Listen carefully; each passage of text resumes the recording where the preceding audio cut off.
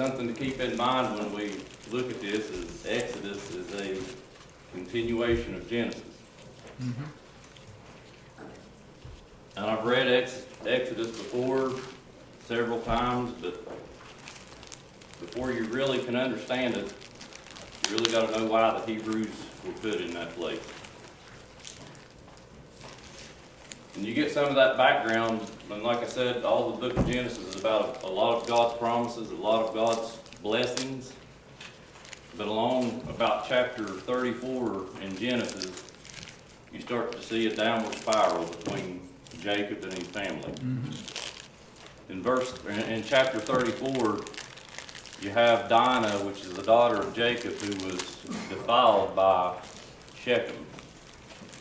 And ultimately, Shechem and his father Hamor comes to Jacob, and they ask for permission to start intermingling when God had told them not to do that. God had told them not to be intermingling. It's not a racial thing. It's because they were Canaanites, and those people were ungodly people.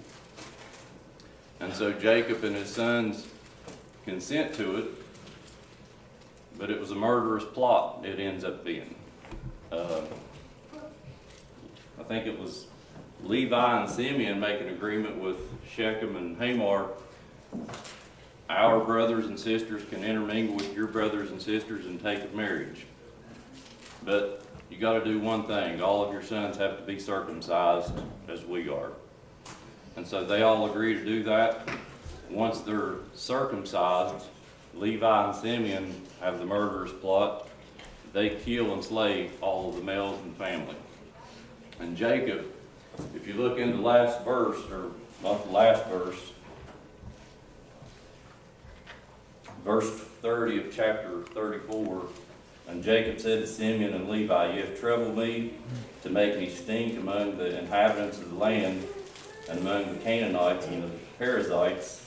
And I, being few in number, they shall gather themselves together against me and slay me, and I shall be destroyed, I and my house." So it starts a downward fall. Jacob begins to be afraid of his name because he's done little to protect their integrity. Things start going downhill for him. And then as we become to the end of Genesis, a young man by the name of Joseph comes about, which was Jacob's youngest son. His older brothers were all jealous of him over a agreement and over a coat. So ultimately he ends up being kidnapped by his older brothers, and then he's sold to a caravan headed to Egypt, sold into slavery. He was ultimately placed in a dungeon, but God greatly honored Joseph, and he was promoted later to Pharaoh's right-hand man. He was the prime minister of the most powerful nation in the country at the time. Joseph was being led by God, the insight to handle difficult situations. Pharaoh had a dream. He couldn't interpret it. Joseph was able to interpret it, and the end of the interpretation was there was going to be 7 years of famine, or 7 years of good years of garden, grain, and then 7 years of famine. God ultimately gave Joseph the wisdom to deal with it.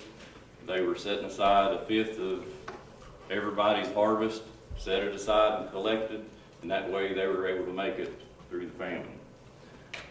Well, as the famine impacts Jacob and the other brothers, Jacob sends his brothers to Egypt looking for grain. And we all know the story. They ultimately run into Joseph. Joseph forgives them.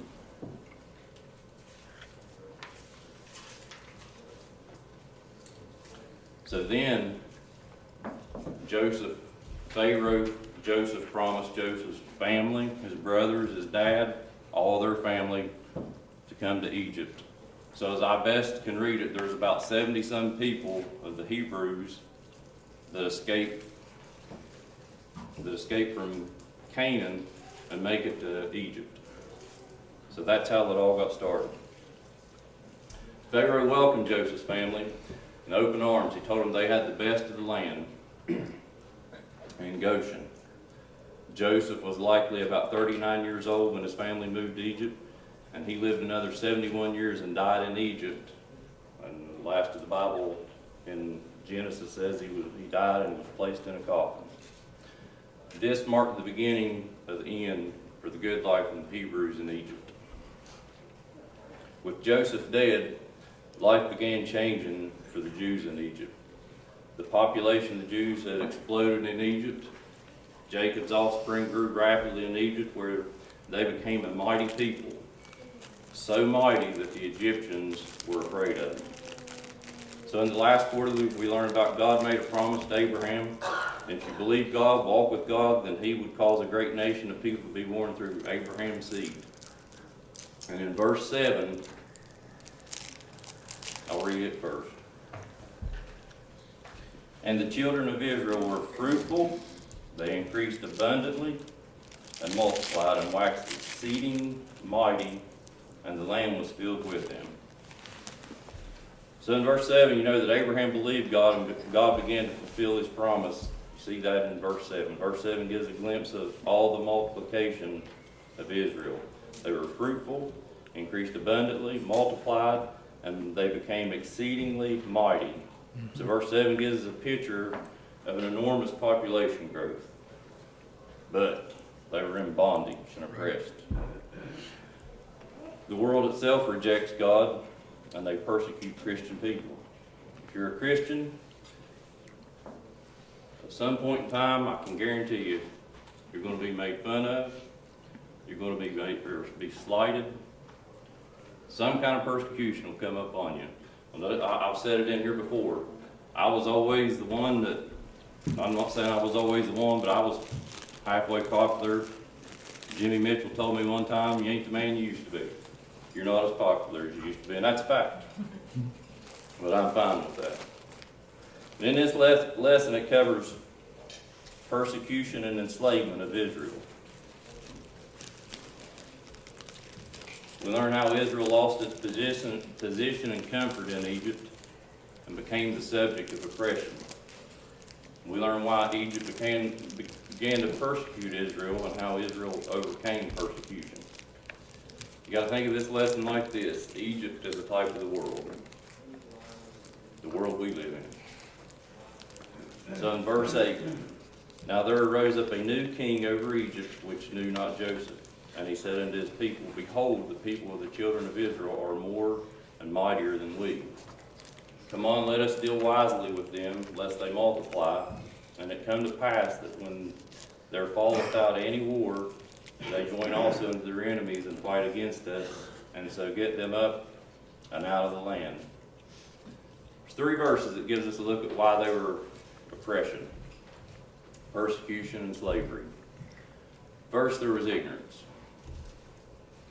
The Bible says that Egypt had a new king who knew nothing about Joseph. He knew nothing about God, at least in a personal sense, that we know of.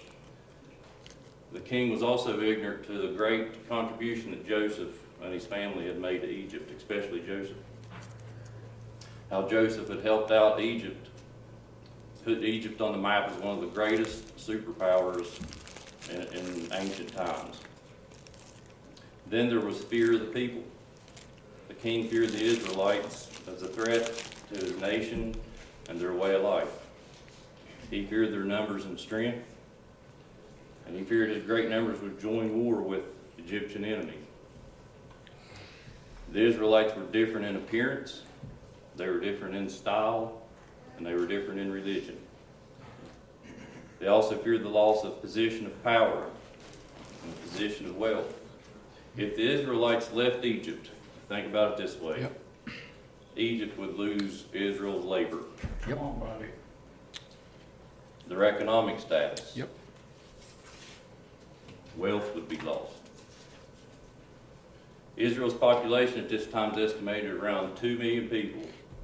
Think of what the loss of 2 million people would do to your economy as far as agriculture, economic development. It's a suffering loss. Verse 11, therefore did they set over them taskmasters to afflict them with their burden, and they built for Pharaoh treasured cities, Pithom and Ramses. But the more they afflicted them, the more they multiplied and grew, and they were grieved because of the children of Israel. And the Egyptians made the children of Israel to serve with rigor, And they made their lives bitter with hard bondage in mortar, and in brick, and in all manner of service in the field. All their service wherein they made them serve was with rigor. So the first oppression by the new king, was that of persecution and enslavement. But it was overcome by God's purpose and promise. Pharaoh set taskmasters, slave masters, over the people, and they forced him to brute labor. The Egyptians wanted to stop Israel's population growth. They wanted to break their spirits, keep them from bearing children, even cause some to die from brute labor and harsh treatment. So Israel's freedom was not only restricted, it was lost. But the more Pharaoh and the Egyptians afflicted Israel, the more they grew. God had already made a promise. Once God made a promise, it's an unconditional promise. No Egyptian, no Pharaoh, none of us can stop that. Regardless of how they were mistreated, forced labor, cruelty, God still made a great promise and developed a great nation of Israelites in a country that did not belong to them. Verse 25, and the king of Egypt spake to the Hebrew midwives, with whom the name of the one was Shiphrah, and the name of the other was Perdue. And he said, when you do the office of a midwife to the Hebrew women, and see them upon the stools, and if it be a son, you shall kill him, but if it be a daughter, then she shall live. But the midwives feared God, and did not as the king of Egypt commanded them, but saved the men children alive. And the king of Egypt called for the midwives, and said unto them, why have you done this thing, and have saved the men children alive? And the midwife said unto Pharaoh, because the Hebrew women are not as Egyptian women, for they are lively, and are delivered ere the midwives come in unto them. Therefore God dealt with the midwives, and the people multiplied, and waxed very mighty. And it came to pass after the midwives feared God, that he made them houses.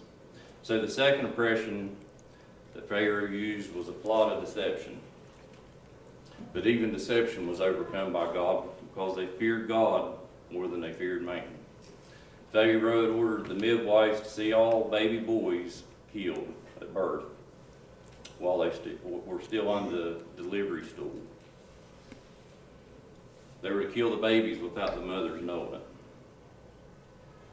But the two midwives, there was two midwives that supervised the other midwives. Verse 17 tells us that they feared God more than Pharaoh, so despite his directives, they let the baby boys live. And when Pharaoh asked the midwives why they had let the boys live, they told him the Israelite women were livelier than the Egyptian women. No, and would give birth before they could get there. God blessed the midwives, and Israel continued to grow. In verse 22, and Pharaoh charged all of his people, saying, every son that is born ye shall cast him into the river, and every daughter ye shall save alive. So the third type of oppression launched by Pharaoh was a murderous law, but it was overcome by one mother who believed. Pharaoh was no doubt furious at this time, and he was frustrated with every attempt. And no matter what scheme he used, it was always overcome. So he tried again. He passed a law that all baby boys were to be drowned. And he went a step further and ordered that all Egyptians were responsible for carrying out this to be executioners. The Pharaoh had enslaved the people of Israel. He created horrible living conditions. He afflicted them. No doubt, some worse cruel and vile pain that they ever knew. Pharaoh wanted to crush their spirit, and he tried to stop population growth and enslave them forever, but he couldn't do it. But God touched a believing mother one day. She refused to obey Pharaoh and trusted God. She refused to kill and drown her baby boy, and more likely, she was influenced by friends. She was influenced by family to carry out Pharaoh's task. She refused because God saw the way. And I won't go any further because I'll let Ronnie introduce Moses next week. That's the end of my letter.